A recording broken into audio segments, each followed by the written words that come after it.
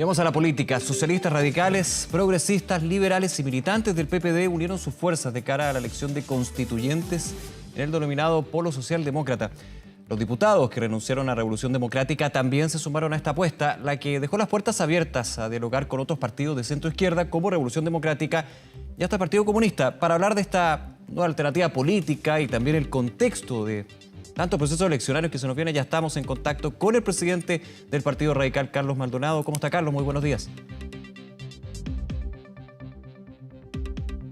Ahora sí, muy buenos días, Nicolás. Muchas gracias por la invitación, disponible, por cierto, para conversar con usted y con la ciudadanía sobre estos temas tan relevantes para el futuro del país. Sí, pues muy relevante y gracias por acompañarnos, Carlos. Quiero comenzar con la introducción. Este polo que se va formando con parte de aquellos que renunciaron a la Revolución Democrática, con parte de la unidad constituyente, pero en esto quiero ir a una pregunta que puede que sea ya más de perogrullo, pero creo que es necesaria hacerla. ¿Es posible aún una lista única para constituyentes por parte de la oposición o las oposiciones? Es complejo, pero es posible. Depende de la voluntad. ¿No lo descarta todavía? Porque algunos ya lo tienen de frente descartado. No lo descarto porque creo que si hay voluntad, todavía hasta el último día del plazo podemos lograr un esfuerzo unitario que permita que toda la parte de Chile, la amplia parte de Chile que quiere cambios, tenga una debida representación en el órgano constituyente. Eso se facilita si hacemos un esfuerzo unitario, todos los partidos de oposición, más el mundo independiente, que también se identifica con esta parte del espectro político. Ahora, eso no significa que no sea difícil. Es difícil, Nicolás, porque efectivamente la oposición son bastantes los partidos políticos que hay, también hay un mundo independiente muy amplio, mucha gente legítimamente quiere ser parte del órgano constituyente y llevar todo eso a una sola lista, evidentemente es un esfuerzo significativo.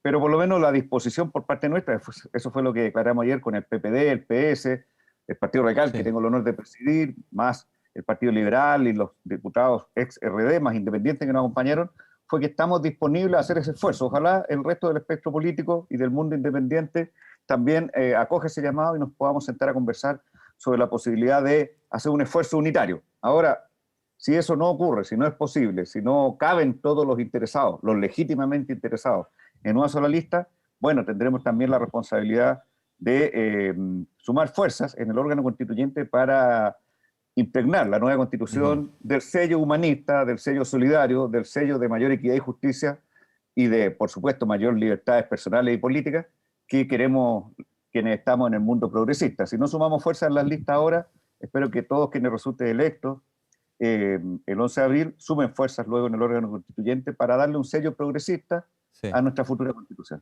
Ahora, hay algunos miembros de la o las oposiciones, como se ha hablado en los últimos meses, que hablan de que descartar la posibilidad de una lista única, pero sí pensar en listas complementarias entre el Polo Socialdemocrático, entre lo que sucede con Chile Digno también por un lado. Finalmente, los nombres y los partidos en sí tienen varias divergencias, pero hay algunos puntos que los unen con respecto a lo que tiene que ser una nueva constitución. Listas complementarias, ¿podría ser la gran alternativa descartando en algún minuto? Yo sé que no lo descarta, pero es muy complicado que se llegue a una lista única faltando pocos días para la inscripción. Sí, bueno, claramente lo de las listas complementarias tiene que ver con lo que hablábamos y lo que tú mencionabas, que estamos de acuerdo en algunos grandes temas de fondo. Por ejemplo, que Chile sea un país genuinamente democrático, donde la minoría no tenga poder de veto sobre la mayoría, como ha ocurrido 30 años, que la derecha ha usado y abusado del poder de veto que le regaló la constitución de la dictadura. Un país donde la gente tenga mayor incidencia en las decisiones políticas, es decir, que incorporemos en la nueva constitución nuevos y mayores mecanismos de democracia directa, que la gente pueda incidir en las decisiones políticas que se toman, no solo votando cada 4 años, sino también durante esos periodos de 4 años pueda tener incidencia la ciudadanía de lo que ocurre en el Parlamento, de lo que se tramita como proyecto de ley, eventualmente sobre la permanencia de las autoridades, en fin, mecanismos de democracia directa. Tenemos consenso, yo creo, amplio en el mundo del progresismo, de que el Estado de Chile tiene que tener un rol absolutamente protagónico y activo, y no subsidiario, como se establece en la Constitución del 80, un rol protagónico y activo para prestar servicio de calidad a la gente en salud, en educación y en pensiones, que son las cuestiones básicas para la dignidad y la igualdad de oportunidades. Entonces, tenemos también consenso en descentralizar el poder, regionalizar efectivamente el país, reconocer los pueblos originarios, la igualdad de género. Entonces, si tenemos consenso sobre esas grandes banderas constitucionales, yo pienso que efectivamente nuestras listas, si son más de una, las listas del mundo de la centroizquierda, tienen que ser complementarias, es decir, en el sentido de que sobre la base de estos mínimos comunes o estos consensos básicos, efectivamente sumemos fuerzas luego en el trabajo del órgano constituyente. Yo creo que eso es factible y eso lo podemos trabajar no solo antes del 11 de enero, sino que luego también entre el 11 de enero y el 11 de abril, el 11 de enero que se inscribe la candidatura y el 11 de abril que se hace la elección, también podemos seguir trabajando en esos consensos básicos, digamos, para impulsarlos conjuntamente luego en el órgano constituyente. Eso es lo que yo entiendo como listas complementarias. Ahora, voy a otro punto práctico, porque recordemos que la elección de abril de los miembros de la Convención Constitucional se va a basar en el mismo sistema electoral que corre para las parlamentarias, en el sistema DONT, el sistema proporcional. Y de ahí un poco haciendo la suma y la resta para finalmente quiénes van a ocupar los puestos, digamos, de esta convención, se habla de que el sistema proporcional podría dar una, entre comillas, no decirlo de forma despectiva o de competición, pero sí una mayor ventaja a aquellos quienes tengan lista única, como sería el caso, por lo menos lo que se ve de Chile Vamos, a diferencia de la oposición o las oposiciones, algo muy similar a lo que sucedió en su minuto en otras elecciones. ¿Cómo lo ven usted desde lo que es el cálculo electoral? Porque aquí es evidente de que también hay que hacer cálculo electoral, no puede verse como algo negativo per se. Sí, bueno, efectivamente, como tú bien dices, el sistema electoral proporcional tiende a favorecer, digamos, a la lista que va, o sea, menos listas, más elegibilidad. Claro. ¿Ah? Esto ocurrió muy claramente, y tú lo señalabas, lo insinuabas, en la elección parlamentaria del año 2017, la derecha en la en la elección de diputados, que son las mismas reglas por las cuales se rige la elección de constituyentes, con modificaciones muy importantes, sí, somos el primer país del mundo con igualdad de género total en la elegibilidad. Vamos a tener una convención paritaria. Además, se aprobaron ahora escaños reservados, también un avance histórico para los pueblos originarios de Chile.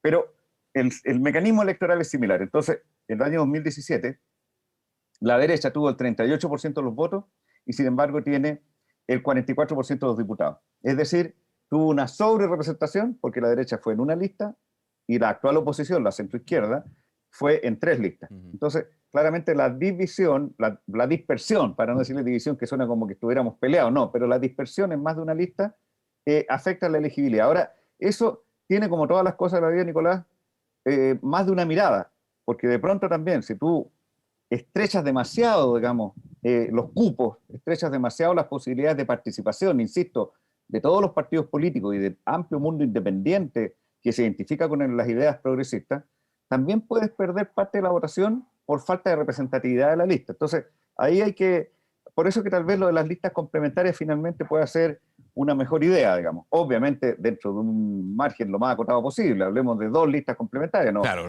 no 7 listas complementarias, me imagino. Claro, lógico, no. Esto, lo más unidos posibles, pero que se mantenga la representatividad, que la gente sienta que en esas listas están las personas que quiere que estén en el órgano constituyente. ¿Se aplicaría la frase tan clásica, juntos pero no revueltos, Carlos?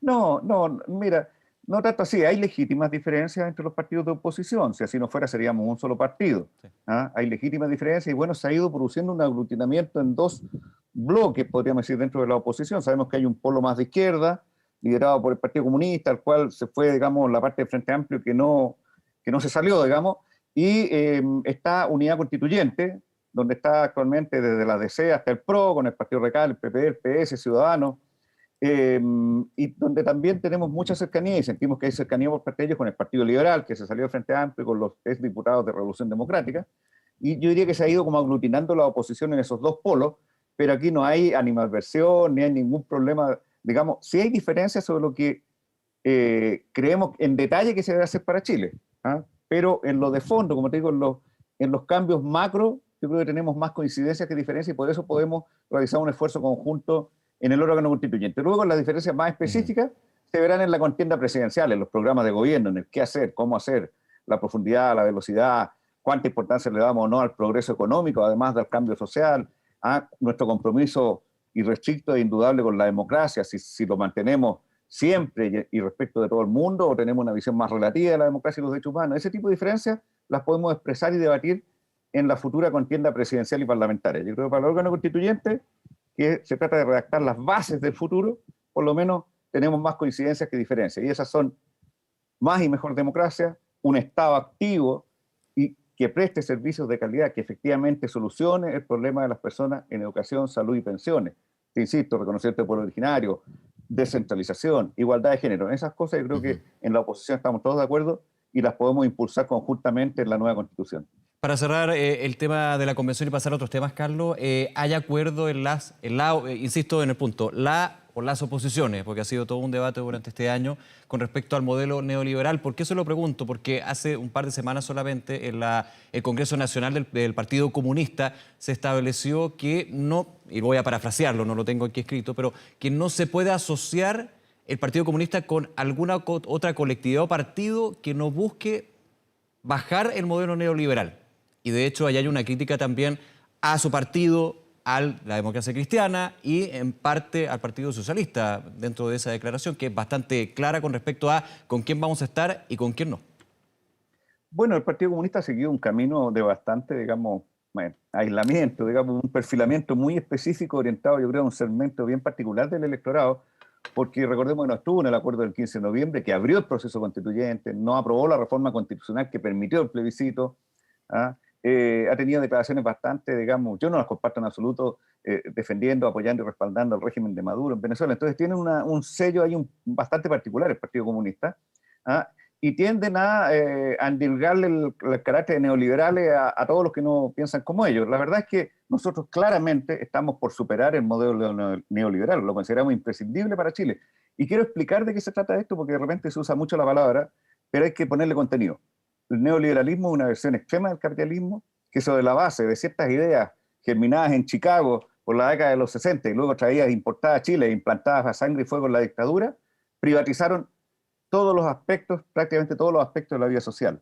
Y por eso en Chile, como en ningún lugar del mundo, las pensiones, la educación y la salud están en manos privadas. Porque esos son los planteamientos del neoliberalismo, que los privados hagan todo y el Estado se retire. Eso, sin ninguna duda, que nosotros hemos sido, no ahora, siempre adversarios de esa visión.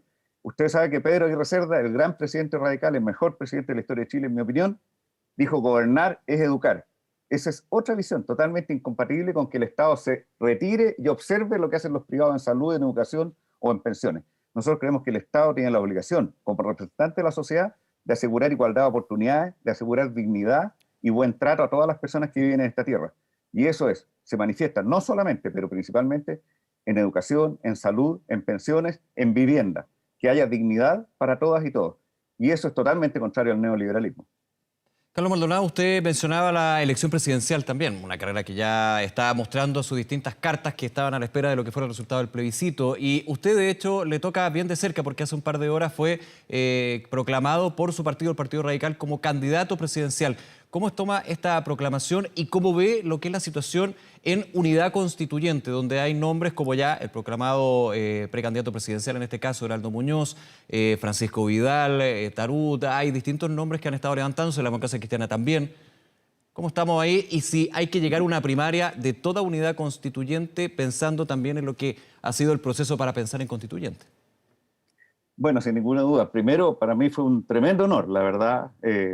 Esta nominación unánime que me hizo ayer, terminó tarde noche el Consejo General del Partido Radical, donde proclamamos más de 1.400 candidatos a concejales, 40 candidaturas a alcaldes, candidaturas a convencionales constituyentes, y también el Consejo tuvo esta iniciativa y este honor, insisto, que recibí de ser nominado por unanimidad candidato presidencial del partido.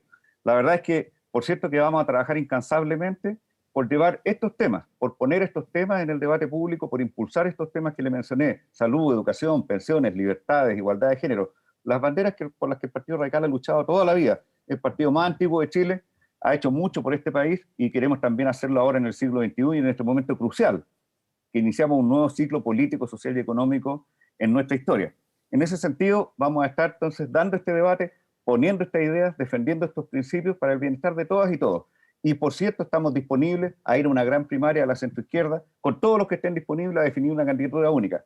Si no es toda la oposición, será una primaria de unidad constituyente, donde competiremos lealmente Carlos. con la candidatura de la democracia cristiana, la candidatura del PPD, la candidatura del Partido Socialista. Sí, usted dice que están disponibles, que está disponible para la primaria, pero de estar disponible a que tiene que haber una primaria, ¿está considerado eso de que efectivamente entre los y las candidatas de la oposición o las oposiciones tiene que haber una primaria para ir con un único candidato o candidata? Bueno, por lo menos en unidad constituyente lo tenemos más que claro. Sí. Vamos a definir democráticamente con las primarias legales que se hacen el primer domingo de julio del año 2021 una candidatura única de unidad constituyente. Ojalá lleguemos en el intertanto de acuerdo para que sea una candidatura única de toda la centroizquierda. No es tan fácil, sabemos que en 2017 hubo 2 candidaturas, a veces ha habido 3, y lo importante es que sumemos fuerzas. Si no es en primera vuelta, que sea en segunda vuelta.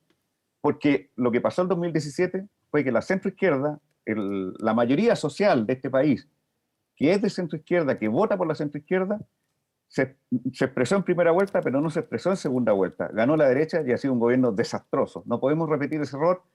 Claramente el estallido social nos mostró que la gente quiere cambios, que quiere de verdad un Chile distinto, con mucho más equidad, con más igualdad, con mejor trato a las personas, con garantías de verdad que se hagan efectivas en salud, en pensiones, en educación. Y para eso, con la centroizquierda tiene la obligación de sumar fuerzas. Ojalá en una gran primaria para una candidatura única, y si no, sumar fuerza en segunda vuelta para derrotar a la derecha y hacer los cambios que este país está exigiendo con tanta razón. Usted es candidato presidencial, Carlos. Quiero llevarlo a lo que sería un eventual gobierno por parte de usted y el Partido Radical y el resto de los partidos de la Unidad Constituyente.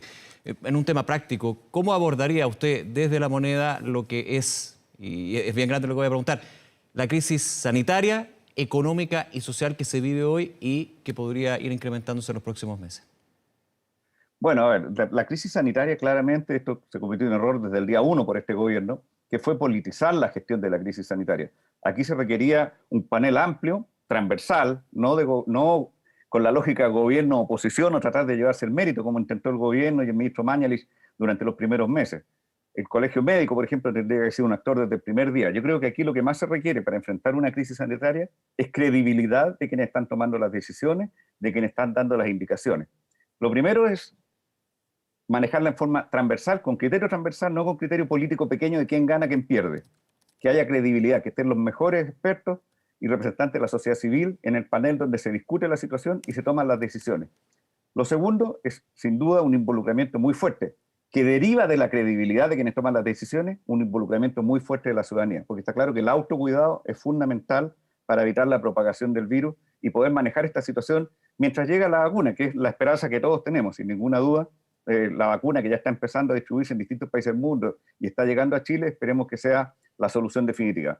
Mientras tanto, transversalidad, credibilidad y que la gente se involucre a partir de esa credibilidad, que es lo que yo creo que ha faltado durante el manejo de la pandemia, el mal manejo, en nuestra opinión, por parte del gobierno. Eso en cuanto a la pandemia. En cuanto a lo económico, sin ninguna duda, que nosotros creemos como Partido Radical que el sector privado y el sector público deben trabajar mancomunadamente para impulsar la economía. Nosotros no renegamos del sector privado, ni del emprendimiento, ni del esfuerzo individual, pero creemos que todo ello tiene que estar al servicio del bien común, tiene que estar debidamente regulado y tiene que servir al interés colectivo de la ciudadanía. El sector privado tiene un rol que cumplir, el Estado tiene un rol que cumplir y tiene que establecerse mecanismos claros de supervisión, de fiscalización, para que no haya abusos, para que no haya conductas monopólicas, para que haya libre competencia, para que no sea que los más grandes se coman a los más chicos, tampoco en el sector privado, que también ocurre bastante, para que todos los que quieren emprender puedan hacerlo en igualdad de condiciones, con apoyo estatal cuando sea necesario. Sobre todo, fíjese que leía el otro día la historia de BioNTech, la empresa que generó la vacuna contra el coronavirus, la vacuna que patentó junto con Pfizer y que se está distribuyendo en todo el mundo. Tuvo apoyo del Estado, lo decía su fundador, un inmigrante de origen turco, tuvo apoyo del Estado para estudiar, educación apoyada por el Estado. Él, un gran científico, ahora tuvo apoyo del Estado alemán para estudiar. Tuvo apoyo del Estado alemán para fundar su empresa. Y tuvo apoyo del Estado alemán para diversificar científicamente las líneas de trabajo de su empresa. Es decir, empuje privado, creatividad privada, esfuerzo privado, pero apoyo estatal. Esa conjunción es la que permite a los países hacerse grandes y a sus economías realmente crecer y diversificarse. Así que eso es lo que nosotros hemos creído siempre como Partido Radical y es lo que vamos a impulsar cuando estemos, como esperamos, tener la confianza ciudadana en el gobierno. Y en lo social, claramente, reformas estructurales, de fondo, en salud, en pensiones y en educación. Claves para la dignidad de las personas. Cada hijo e hija de esta tierra tiene que tener la certeza de que va a recibir una salud de calidad, una educación de calidad, gratuita, laica y universal, y va a tener una pensión que le permita vivir con dignidad cuando llegue la tercera edad. Carlos Maldonado, nuevamente gracias por acompañarnos en Canal 24 Horas. Que tenga buen día. Muchas gracias a ustedes. Muy buenos días. Hasta luego.